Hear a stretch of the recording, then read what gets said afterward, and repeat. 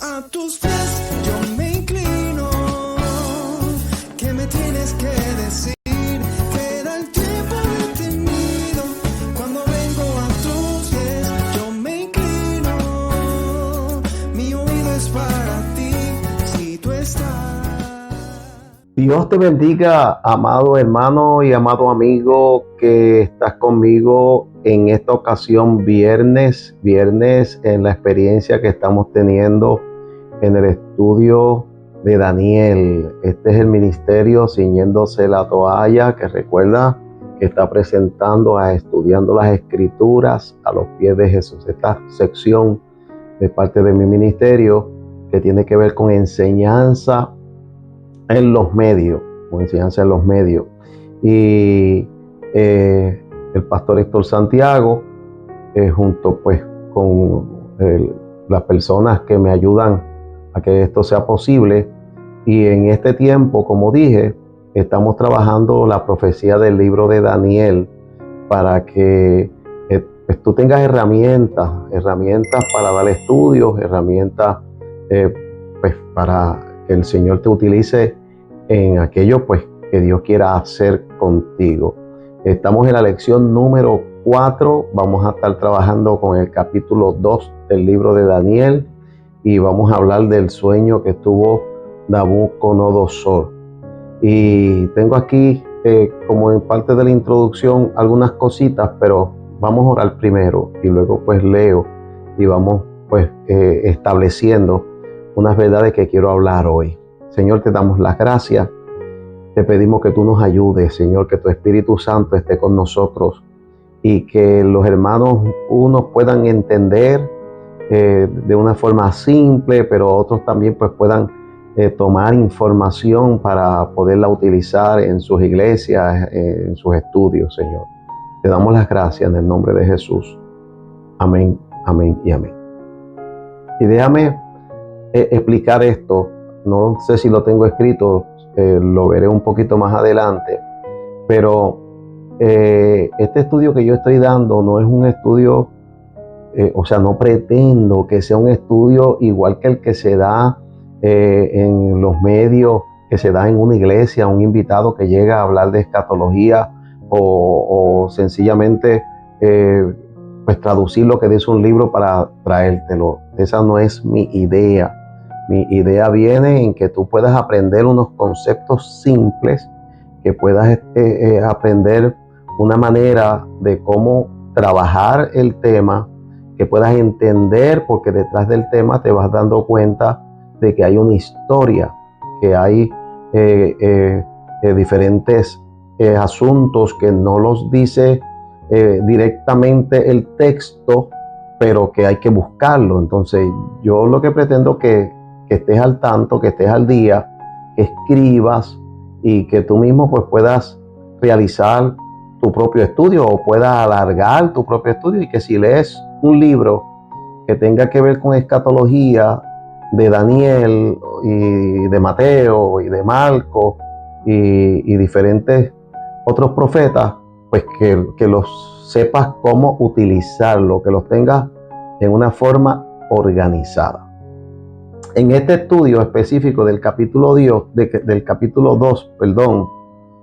lo quiero hacer en dos partes, porque con normalidad se coge lo que es el capítulo 2, que es el sueño de Nabucodonosor, que tuvo con la estatua, esta gigante, y se junta con el capítulo 7 del libro de Daniel, que es una experiencia de visión que tiene Daniel, que aun cuando tiene que ver con el mismo tema, el tema de las naciones, el tema de cómo los imperios van levantándose y van sucediendo uno a los otros, pero yo quiero hacerlo simple porque precisamente entiendo que este video lo pueden ver personas que no están muy relacionadas con los temas proféticos, y pues no quiero complicárselo. O sea, quiere decir que voy a hacerlo en el capítulo 2, voy a explicar unas cosas del capítulo 2 en términos de lo que es la historia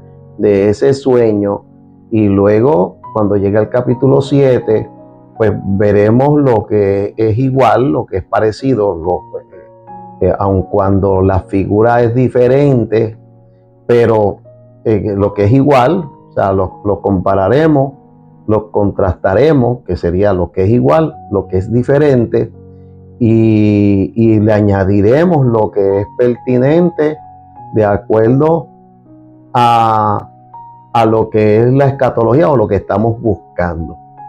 Así que lo vamos a hacer en esas dos partes. La primera parte voy a leer ciertos textos bíblicos para que usted vea el contexto, lo que está pasando en ese tiempo de Daniel, cuando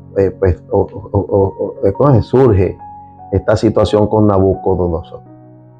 Así que antes de que haga eso, usted va a ver, yo quiero que usted vea esta tablita que le voy a poner, usted la va a estar viendo ahí. Hoy no estoy con mi pizarra porque no tengo expectativas de entrada de que tenga que escribirle la pizarra, pero sí quiero poner esta tabla que se llama textos que debe incluir en su estudio, porque hay unos textos que usted tiene que dominar, que debe tenerlos guardaditos para cuando los vaya a utilizar. Yo los quiero traer ahora porque quiero que usted tenga un panorama grande, claro, de que como he venido en las lecciones anteriores trayendo, de que la Biblia está buscando el que el mundo tenga conocimiento y que llegue hasta nosotros un conocimiento histórico de la profecía, de que los eventos que ocurren en la profecía, que obviamente le dan veracidad a los eventos futuros que no se han cumplido, porque si lo que ya se dijo, se profetizó, se cumplió, pues es obvio que vamos a pensar, bueno, pues si lo que se profetizó se cumplió, pues entonces vamos hacia el futuro, y en el futuro pues vamos a ver entonces que se va a cumplir. O sea, vamos a tener esa expectativa y ese conocimiento y ese deseo de que se va a cumplir al pie de la letra. Y algo que yo estuve hablando la semana pasada en ese ejercicio anterior tenía que ver como que uno de los profetas que intervino antes de que Judá y Benjamín fueran llevados por Nabucodonosor.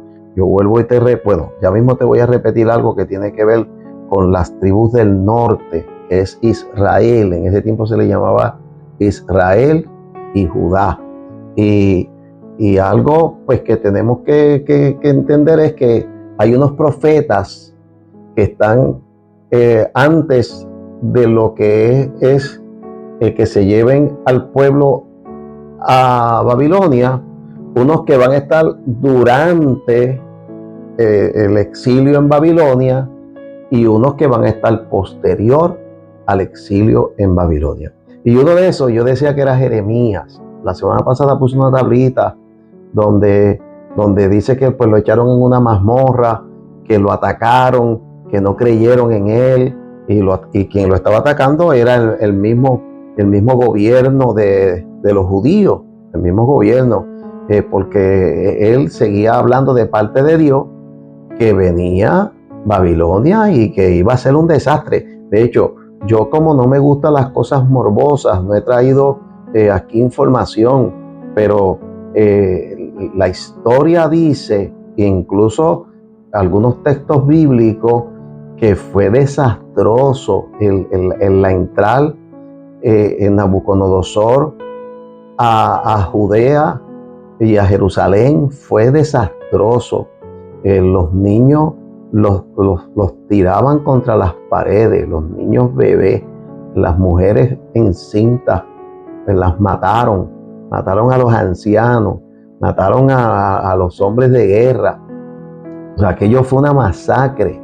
Que no figure en la mente que fue que los cogieron y se los llevaron, no. Aquello fue algo bien doloroso y bien destructivo. Yo no le añado mucho porque no me gusta el reseñar solamente ese tipo de cosas, pero es parte de la verdad. Y entonces, dentro de lo que, además de lo que Jeremías pues estuvo profetizando, que decía pues que venía ese pueblo, también Jeremías profetizó para relacionar a lo que es el pueblo de Jerusalén, relacionarlo con su pecado, porque Dios siempre advierte el pecado. Dios no es un Dios que nos da sorpresa. En ocasiones nosotros tenemos conocimiento de que cosas van a ocurrir y van a ocurrir por nuestro extravío.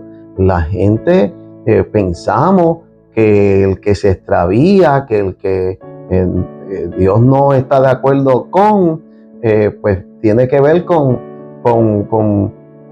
pecados ocultos. Nada más, mire, la gente a veces no estamos acorde con Dios, aunque hablamos lindo, aunque decimos las cosas muy positivas, pero la realidad le hace Colosenses, para que usted note que hay personas que hablan muy lindo y no tienen que ver nada con Dios, no tienen que ver nada con Dios, y Dios en su día, en su tiempo, pues hará lo que pasó aquí, pero Dios va dando aviso de cosas que van a ocurrir.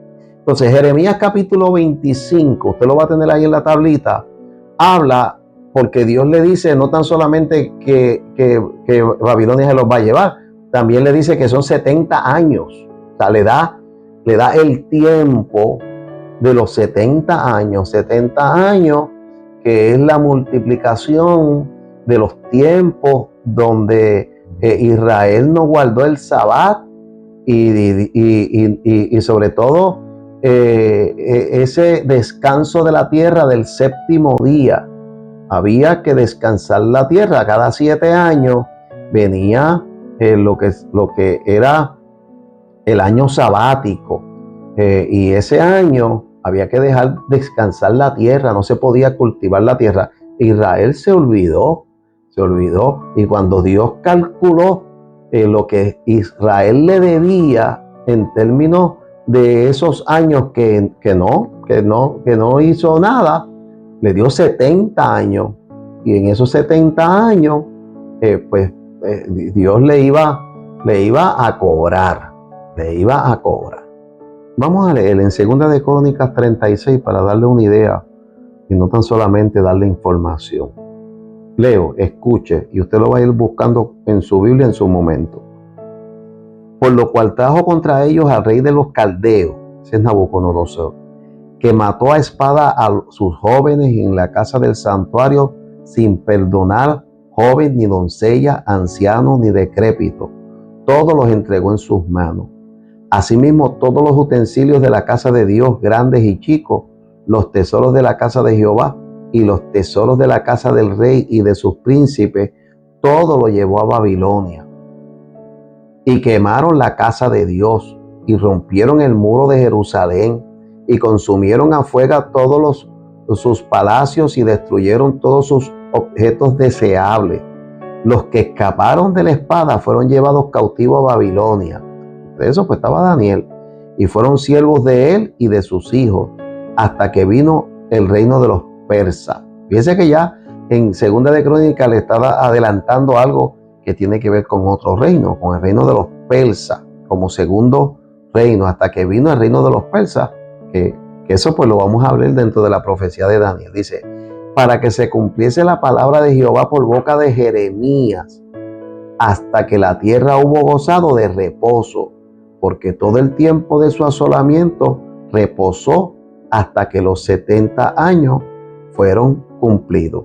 Y de hecho, en ese segundo de Crónicas 36, pues también va a hablar de Ciro, rey de Persia, que lo hablaremos en su momento, pero ya usted sabe que una escritura que usted debe tener a mano, guardada y conocerla, es esa 2 de Crónicas 36. También Jeremías 25, del 11 al 12, donde dice, esta tierra será puesta en ruina y en espanto, y servirá a estas naciones al rey de Babilonia 70 años. Ahí también tiene otra cita que les estoy dando. Jeremías 29:10. Mira, dice, así dijo Jehová, cuando en Babilonia se cumplan los 70 años, yo visitaré y despertaré sobre vosotros mi buena palabra para haceros volver a este lugar. Porque yo sé los pensamientos que tengo acerca de vosotros. Es una palabra que se utiliza mucho. Lo utilizamos mucho nosotros en las predicaciones. Pero esa palabra contextualmente viene de la situación de Israel dicha por Dios para el tiempo de los 70 años en Babilonia. Yo sé los pensamientos que tengo acerca de vosotros, dice Jehová, pensamientos de paz y no de mal, para daros el fin que esperáis. Me invocaréis y vendréis y oraréis a mí y yo os oiré. O sea, cuando los 70 años pasen, pero vas a pasar un momento de dificultad, vas a pasar un momento de pena, de deterioro, de lucha, pero son 70 años y luego pues yo te escucharé. Yo te escucharé porque el pensamiento que tengo es de corrección. Dios no hace las cosas para destruir, pero Dios hace las cosas para que aprendamos, para que aprendamos. Tengo también Isaías 44, porque Isaías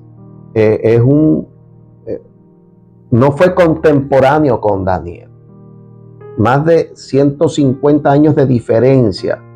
Todavía Persia no había subido. Todavía Ciro no estaba ni en el pensamiento de nadie. Cuando en el capítulo 44 se habló sobre Ciro. Es Isaías 44, 28 y 45, 1. Esas dos porciones bíblicas, pues debes tenerla porque son las que cuando ocurran 150 años después de Isaías y ocurra los eventos, pues los eventos habían sido escritos dentro de la profecía de Israel. Ellos lo conocían sus profetas, pero no estaban dispuestos a servir a Dios, porque hay quien piensa que todo el que dice cosas bonitas, pues se lo creen y somos siervos todos de Dios, pero hay cosas que hay que arreglar, y cuando hay que arreglarlas, Dios viene a cobrar. Usted dirá, pues ¿por qué Dios tardó tanto? Multiplíquese, si es un año sabático, multiplíquese para que llegue a 70. ¿Cuántos años sabáticos había obviado Israel? Para que le diera 70 años. 70 años. Y Dios se los cobró. Porque Dios cobra. Algo adicional que quiero añadir antes de que entremos a esto es una información de Nabucodonosor. Mire, Nabucodonosor era hijo de Nabopolassar, que es el fundador del imperio neobabilónico. No fue Nabucodonosor. De hecho, Nabucodonosor sube al trono en el 605 y fíjese que entre las primeras cosas que hace es el sitio de Jerusalén, de ensañarse contra Canaán y contra la tierra de Canaán y contra Jerusalén. O sea, abajo del norte, porque Babilonia está hacia el norte y bajo del norte hacia lo que era Jerusalén. Él estuvo en el trono desde el 605 al 562. Esto yo te lo voy a poner en una tablita también. 43 años. Y en el 605, cuando comenzó a reinar, el primer imperio que derrotó fue el de Egipto. Entonces, por eso es que yo siempre le he dicho que antes de Babilonia estuvo a los asirios, estuvieron los egipcios y luego los babilónicos. Lo que pasa que en el sueño del capítulo 2 empieza por Babilonia porque es el imperio que está. Y ya ellos en el 605 habían derrotado a Egipto en la gran batalla de Carquemis. Así que a pesar de que hace un sitio en el 605 contra Jerusalén, pero realmente la destrucción viene en el 586. Ahora, déjeme explicar algo para que usted también lo tenga como conocimiento. En lo que, o sea, el calendario está dividido en antes de Cristo o antes de la era cristiana o antes de la era común, ese AC, que todo el mundo dice, no, porque era antes de Cristo. No, tiene varias connotaciones de acuerdo a la escuela que usted utilice. Antes de Cristo, antes de la era cristiana o antes de la era común. Y luego DC, después de lo mismo, Cristo, cristiano y común, lo mismo. Ahora, cuando uno ve DC, está en aumento desde el 0, desde el año 1 hasta el año que se esté nombrando en el momento preciso, DC. 500 años DC. Ahora mismo nosotros decimos que estamos en el año 2025 DC. No todos los calendarios son iguales. O sea, él tiene un calendario que habla de que estamos en el año 5700, algo, yo se lo puedo buscar, y también puedo darles información. Ahora, cuando yo digo que lo voy a estar diciendo por eso es que lo estoy enseñando, ¿no? Que él comenzó en el 605 y luego destruyó a Jerusalén en el 586.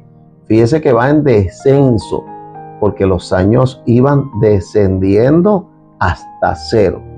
Entonces, 605 es antes, en el caso del AC es antes que el 586. En el DC, pues es al revés. Amén.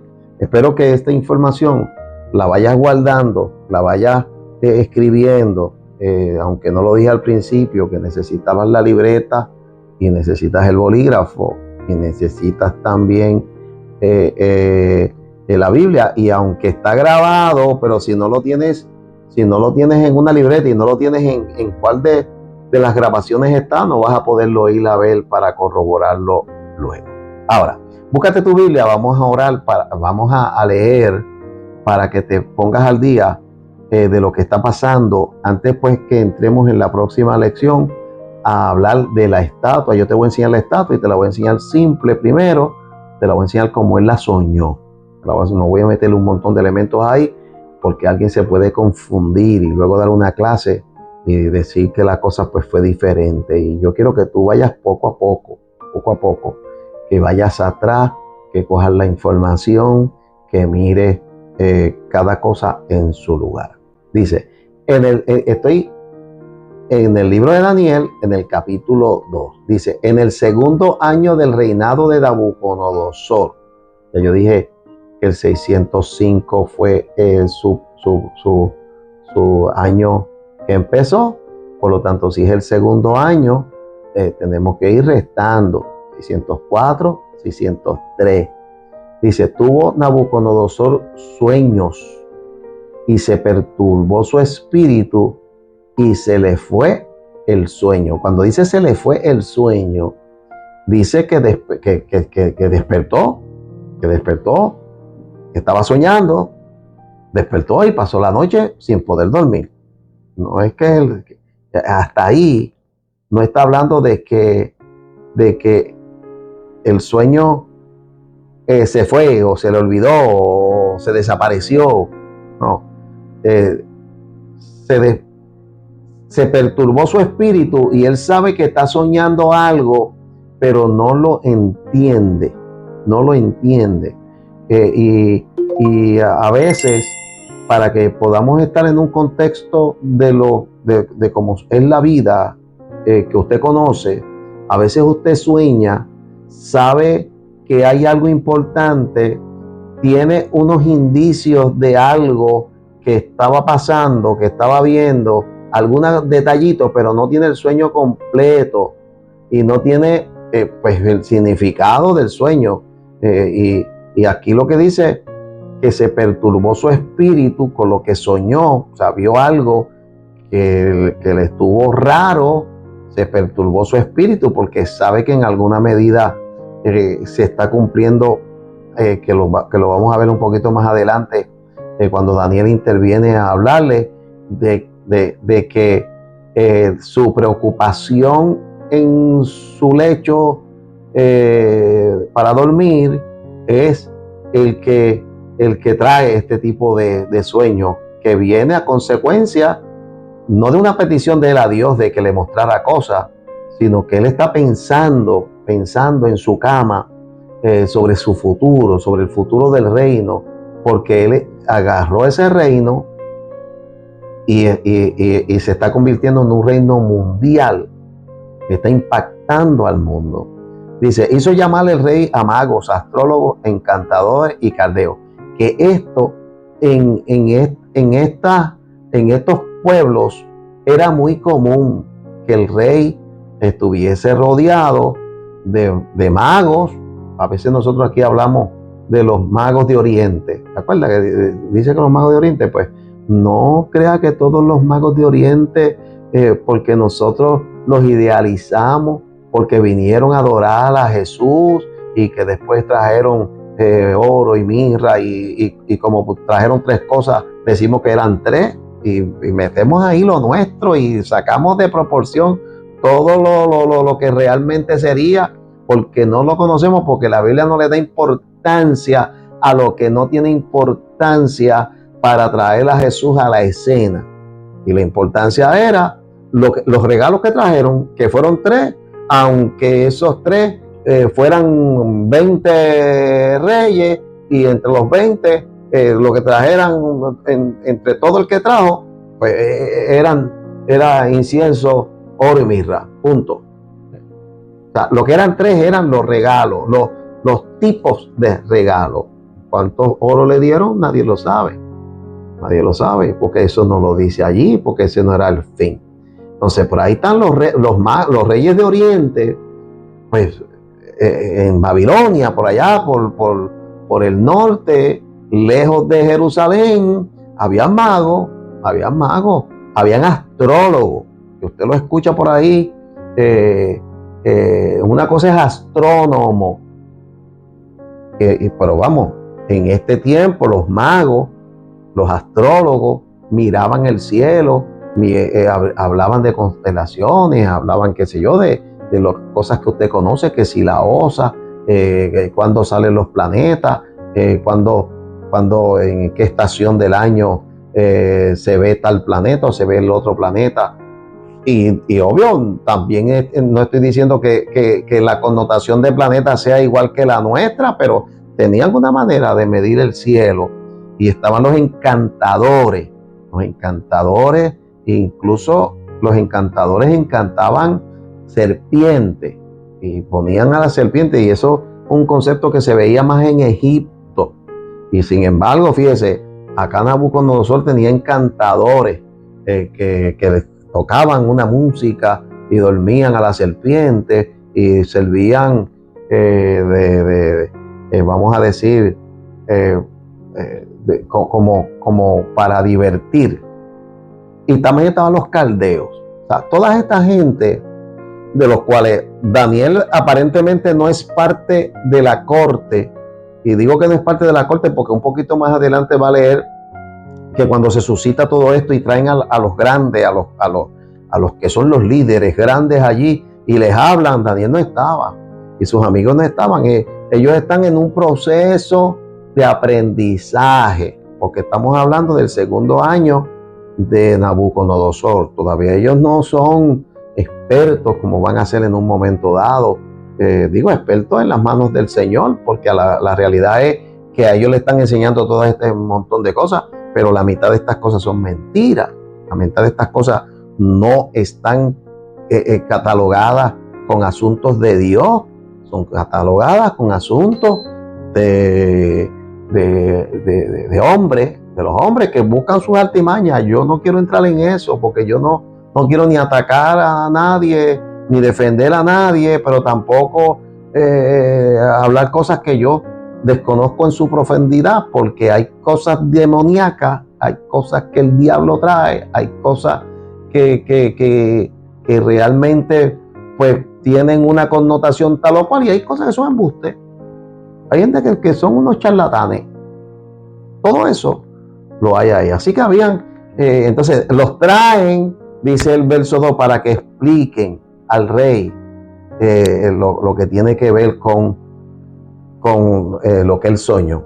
Y doy un brinquito al 9, entonces luego se lee el 3, 4, 5, 6, 7 y 8, pero yo brinco al 9, dice, donde ya Nabucodonosor los trae, y mire cómo le dice, yo estaba soñando algo, yo no me acuerdo muy bien qué fue lo que soñé, no perdí los detalles y estoy inquieto.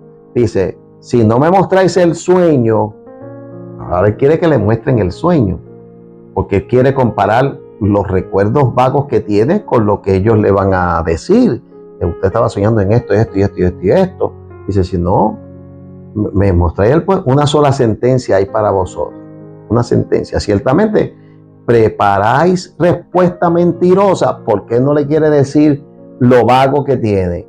Porque ciertamente preparáis respuesta mentirosa y perversa que decir delante de mí, entre tanto que pasa el tiempo, porque cada quien empieza a tratar de adivinar de qué sería. Para eso pues le hacen unas preguntas, dígame algo así, porque siempre tienen que hacer preguntas para más o menos ver por dónde se meten.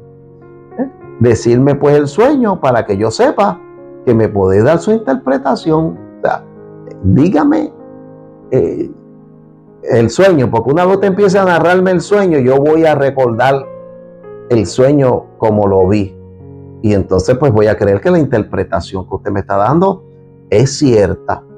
Pero si usted no tiene la capacidad de decirme el sueño y quiere que yo le narre el sueño para usted entonces decirme lo que usted interpreta, esto, mire hermano, esto no es lo común que uno escucha por ahí, pero la Biblia lo tiene para que nosotros nos demos cuenta de los tiempos, nos demos cuenta de los profetas y nos demos cuenta de los que dicen que hablan cosas de parte de Dios.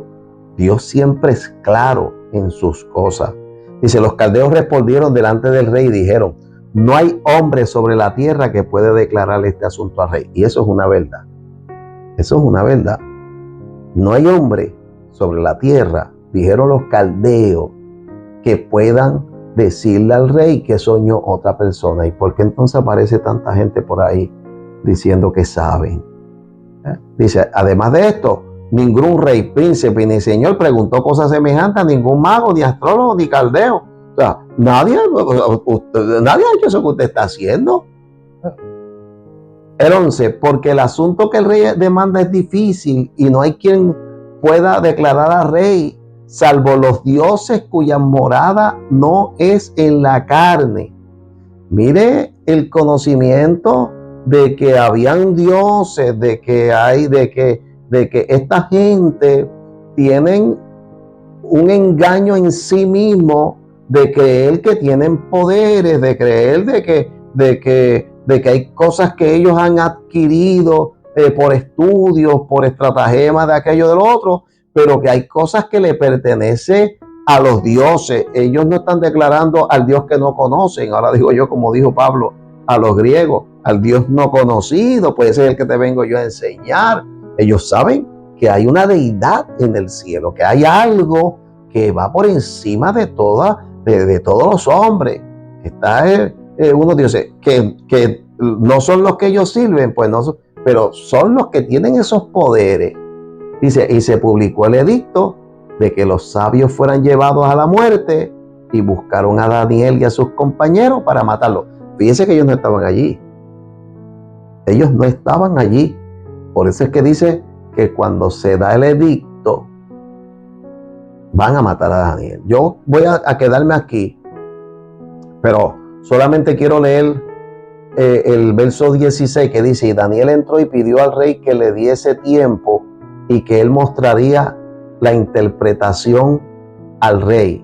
Y luego el 17 dice que habló con Ananías, Misael y Azarías, para que son los que Daniel no utiliza los nombres de los caldeos, utiliza los nombres de los judíos, ¿verdad? Sus nombres judíos, para que se pusiesen a orar, para que se pusiesen a orar, para que Dios en su misericordia, dice el 18, para que pidiesen misericordia del Dios del cielo sobre este misterio, a fin de que Daniel y sus compañeros no perecieran con los otros sabios de Babilonia. Entonces el secreto fue revelado a Daniel en visión de noche. O sea, Daniel no tenía un ministerio, ni tenía un don de ver qué era lo que pasaba con los sueños de nadie.